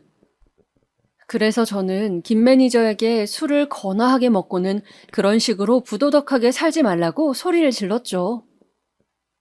김 매니저는 제가 술에 취해 그런 줄로 생각하고 그냥 네네 하면서 저를 부축하더라고요. 저는 김 매니저의 그런 부분은 마음에 들지 않았지만 대놓고 딴 살림을 차리는 것도 아니고 내가 김 매니저 마누라도 아닌데 라는 생각으로 그 후에도 적당히 친하게 지냈습니다. 일요일이면 함께 등산도 가고 하산하면서 막걸리에 파전을 걸치기도 하고요. 그런 시간들이 새로운 활력이 되는 것 같았어요. 한동안 제가 그렇게 얼굴에 혈색이 돌자 딸이 저녁을 먹다가 묻더군요. 아빠, 요즘 무슨 좋은 일 있어요? 얼굴이 좋아 보이세요. 아빠가 요즘 부하 직원 중에 굉장히 친해진 직원이 있거든. 그 녀석이랑 술도 한잔하고 등산도 하고 하니 하루하루 즐겁고 재미있더구나. 딸은 기뻐하면서 그럼 아빠랑 친한 그 직원분 언제 저녁 식사에 초대하라고 어떤 분인지 궁금하다고 하는 것이었습니다. 아빠랑 그렇게 친하다는데 한번 식사 대접을 하고 싶다는 거였어요. 저는 딸이 그렇게까지 이야기를 해주니 더 신이 나서 지난 일요일 같이 등산을 가서 찍은 사진을 보여주었습니다. 봐봐, 여기 연두색 등산 점퍼 입은 친구? 이 친구가 바로 김 매니저야. 일도 잘하고 굉장히 좋은 친구야. 정상에 올라가서 우리 둘이 이렇게 만세를 부르면서 사진도 찍었다니까. 그런데 어쩐지 폰 사진을 보는 제 딸의 반응이 심상치가 않았어요. 딸은 제가 잡고 있던 딸의 어깨가 조금 떨리더니 딸은 제 말에 대답을 하는 둥 마는 둥 하면서 갑자기 몸이 안 좋다고 방에 가서 쉰다고 했습니다. 그 후로 며칠간 딸은 컨디션이 안 좋다고 방에 쏙 들어가 버리고 아이 케어만 열심히 할 뿐 저에게 말을 걸지 않았어요. 저는 딸이 갑자기 왜 저러나 싶었지만 무슨 일이든 있다면 이야기해주겠지 싶어서 기다려보기로 했습니다. 그렇게 한 달 정도 시간이 흐른 무렵 딸이 저에게 떠보는 듯이 말을 걸었습니다. 아빠, 그때 그 김 매니저라는 분하고 잘 지내고 있어? 그 친구 잘 있지. 한번 오라고 할까? 딸은 말없이 주머니에서 사진 한 방을 꺼내어 제 앞에 놓더군요. 저는 딸이 내민 사진을 들고 보았습니다. 딸과 어깨동무를 하고 환하게 웃고 있던 그 얼굴은 바로 김 매니저였습니다. 그래요. 그 인간이 바로 내 딸을 미혼모로 만들고 내 손녀를 아비 없는 자식으로 만든 채 자취를 감추어버린 그 인간이었던 겁니다.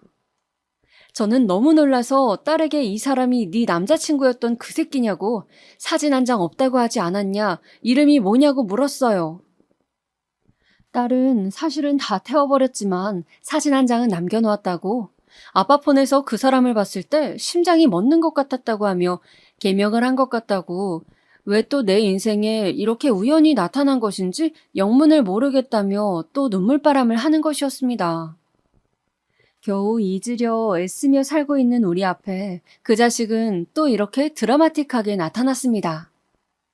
저는 이것이 하늘이 저에게 준 기회라 생각했어요. 복수할 기회 말이죠. 어떻게 하면 이 자식의 인생을 내 딸이 겪은 그 몇 배 이상의 고통 속으로 들어가게 할 수 있을지 궁리를 해보았습니다. 일단 표면적으로는 김 매니저와 계속 친한 사이를 유지하면서 김 매니저의 관심사를 떠보기 시작했어요. 김 매니저는 요즘 주식에 관심을 갖고 있다며 저에게 우량주 혹시 아는 것 있냐고, 혹시 정보 같은 거 있냐고 물어오는 것이었습니다. 저는 이때다 싶어 처음에는 모른다고 잡아떼며 감질나게 하다가 마침내 직장 다니다 때려치고 아예 지인들 주식만 돌려주는 일을 하는 친구가 있다고 원한다면 소개해주겠다. 그런데 손해를 볼 수도 있으니 신중하게 생각하라고 운을 띄워놓았습니다. 실제로 그렇게 소일거리 삼아 용돈벌이를 하는 친구가 있었거든요.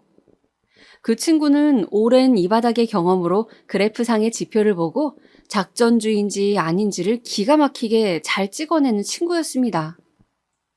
큰 세력들이 작전을 들어갈 때에 따라 돈을 넣었다가 빠지기 직전에 낌새를 채고 빼는 방식으로 저와 제 주변 지인들의 재산을 꽤 불려줬죠.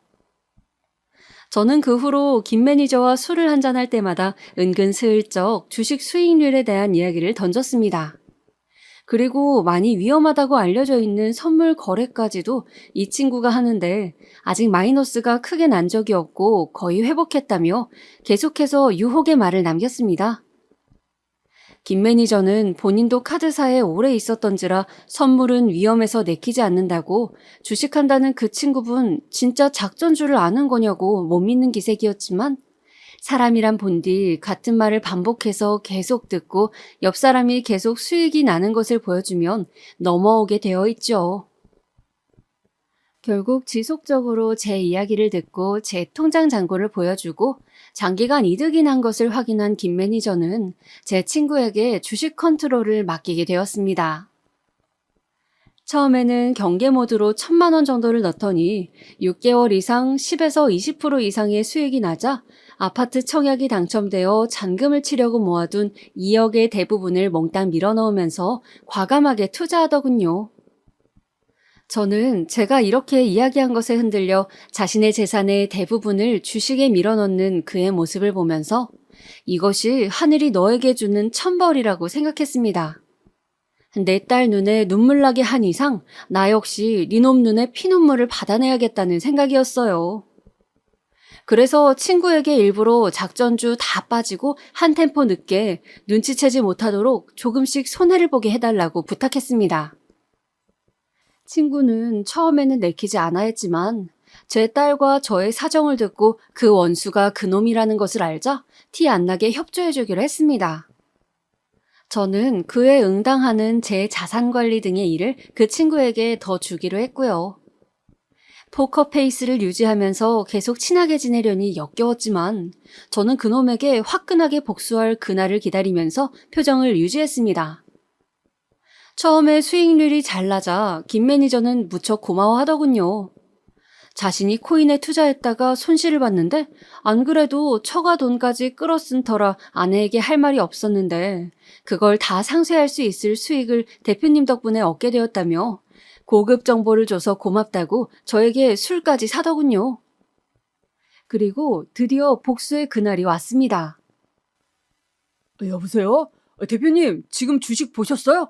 주가가 갑자기 너무 휘청거리는데요. 그러게 말이야. 자네 그런데 박 사장은 뭐라던가? 박 사장님은 기다리라고만 하시던데요. 조금 더 있어야 한다고. 그런데 지금 손실이 70%다 되어가는데 괜찮을까요, 이거? 일단 나는 박 사장 말대로 기다려보려고 하네. 자네도 좀 기다려보게나. 겪어보면 나쁜 사람이 어디 있나? 박 사장 말을 믿어야지. 그동안 이득 보게 해준 것도 있는데 우리가 경거망동하지 말고 기다려봅세. 저는 태연하게 기다려보자는 말만 반복하면서 전화를 끊었습니다. 제 딸에게 지옥 같은 시간을 기다리라는 말로 달래며 사라진 그놈 역시 애간장이 타는 기다림의 고통을 겪기를 바라면서요. 곧 또 전화가 울리더군요. 대표님, 그런데 지금 주가가 너무 안 좋습니다. 이제라도 빼야 할 것 같아요. 이러다 본전 다 털리게 생겼다고요. 기다려보게나. 어디 박 사장 말 틀린 적이 있던가? 박 사장은 우리를 상대로 사기치거나 다른 소리 할 사람이 아닐세. 곧 회복세로 돌아선다는 정보가 있다고 하니 지금이 마지막 고비야. 지금만 버티면 모든 것이 다 잘 될 걸세. 나는 일단 버틸 생각이니 자네는 쫄리면 빼게나. 그 자식은 욕심이 많은 놈이었습니다. 그러니 제 딸과 본부인을 놓고 둘 다 가지려 했겠죠. 제가 분명 마음에 걸리면 빼라고 했는데도 그놈은 제 말에 현혹되어서 빼지 않고 안절부절 못하며 버티더군요. 그 결과 그놈이 잔금을 칠 거라던 2억의 돈은 거의 사라져버렸습니다. 마침내 그놈의 재산이 회복 불가능한 상태에 이르렀을 때 저는 마음 한구석이 뻥 뚫리는 쾌감을 느꼈습니다. 세상에 인과응보는 존재하는 것이었어요. 역시 득달같이 전화가 울리더군요. 여보세요? 대표님 말만 믿고 기다렸는데 이게 어떻게 된 일입니까? 저는 카드사 일한 저보다는 은행권에서 임원까지 하신 대표님을 믿고 친구분께 맡긴 곳인데 이게 어떻게 된 일이에요? 저 망했습니다. 망했다고요. 계속 기다리다가 지금 온 가족이 길바닥에 나앉게 생겼습니다. 그놈은 저를 죽일 듯이 고함을 지르더군요. 거의 짐승의 울부짖음 수준이었습니다. 저는 그동안 여러 번 연습해서 줄줄 외우게 된 회심의 마지막 멘트를 날렸습니다. 자네가 그렇게 순진하게 계속 기다릴 줄은 몰랐지. 왜? 자네는 남에게 기다리라고 하고 뒤통수만 쳤지 본인이 당할 건 생각 못했나? 남의 눈에 피눈물 뺐으면 언젠가 처절하게 당할 각오를 했었어야지. 자신이 저지른 죄값은 반드시 어떤 형태로든 돌아온다는 것을 똑똑히 명심하며 살아. 이 개자식아, 자네는 당장 해고야. 내일부터 출근하지 말게. 저는 그렇게 제 딸을 기다리게 만들고 평생 가는 상처를 준 그놈을 망하게 만들었습니다. 그놈은 직장을 잘리고 주식으로 돈을 날려 처음에는 저와 제 친구를 사기죄로 고소한다는 둥 날뛰었으나 나중에 내가 누구의 아빠인지 알고 포기했다고 합니다. 감히 제 앞에 나설 수도 없었겠죠. 저는 그놈이 만약 제 앞에 나타나면 감방 가는 한이 있더라도 반드시 찢어 죽이고 말겠다고 이를 갈았으나 역시 비겁한 놈답게 그냥 조용히 꼬리를 말고 사라지더군요. 그 후 금융계 쪽으로는 취직한 흔적이 없었고 집도 이사를 갔는지 서울권에서는 소식이 들려오지 않았습니다. 저는 통쾌한 복수를 끝내고 딸에게도 저의 복수를 말하지 않았습니다. 딸이 안다면 손녀의 친아빠인데 라는 생각으로 또 동정심을 품거나 괴로워할 것 같아서 말이죠. 그래서 그냥 딸에게는 사정이 있는지 이사를 간다고 하고는 직장을 그만둬 버렸다고 넌지시 말했습니다. 혹시 아이 일로 연락하고 싶은 마음이 있느냐고 물어봤죠. 딸은 그럴 생각은 없다고 단호하게 말하더군요. 그냥 다시는 그 인간이 내 주변에 나타나지 않기를 바란다고요. 그렇게 저는 딸과 손녀에게 영원히 말할 수 없는 비밀을 가슴에 품고 오늘도 살아가고 있습니다. 그날 이후 제 좌우명은 인과응보가 되었네요. 비교적 편안한 노후를 보내고 있는 요즘 저는 누구에게라도 작은 죄도 짓지 않으려 애쓰며 삽니다. 반드시 잘못한 만큼 돌아온다는 것을 저는 믿고 있기 때문이죠. 여러분, 제 가슴속 이야기를 들어주셔서 감사합니다. 이제 겨울이 끝나고 곧 봄이 오겠지만 아직 날씨가 쌀쌀하네요. 코로나 조심하시고 즐거운 하루 보내시길 바랍니다.